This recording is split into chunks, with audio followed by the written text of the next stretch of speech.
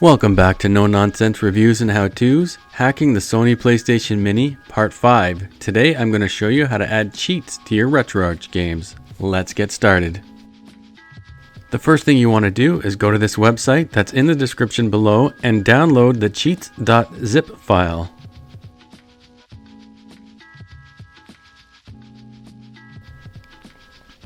Once it's downloaded, unzip it.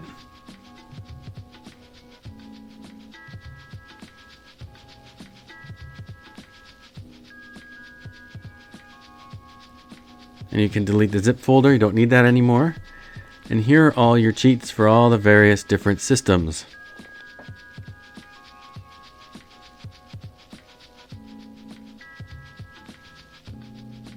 Now, with my hard drive plugged into my computer, I'm going to go into RetroArch, Cheats,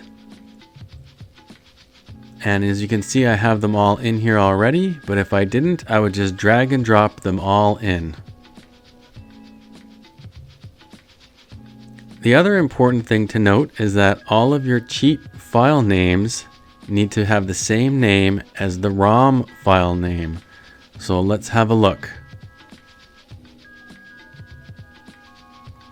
So I'm going to go into RetroArch. Sorry, I'm going to go into ROMs. N64. Let's check out some N64 cheats. And I have one here for 007, The World Is Not Enough, that has the exact same file name as the ROM. So the cheat should work for this game.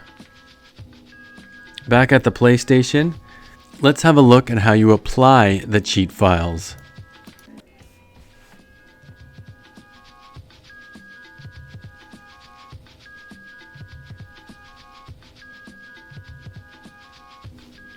We're going to go into a Nintendo game here.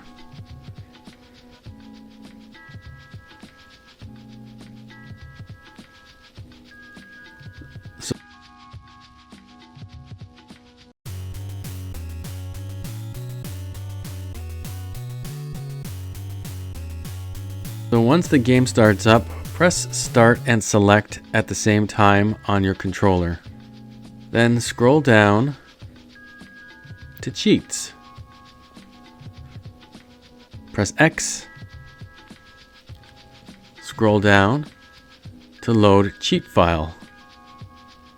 Find where your cheats are. So this is a Nintendo game. I'm going to go into the Nintendo folder. I'm going to find the game. It's Alien 3.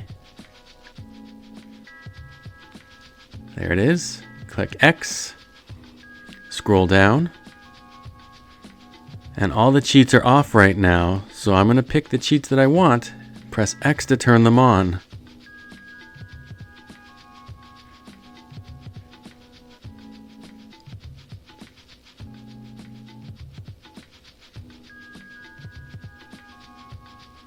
Once I'm done that, I have to apply changes, click X. And that's really about it. It should work. Thanks for watching.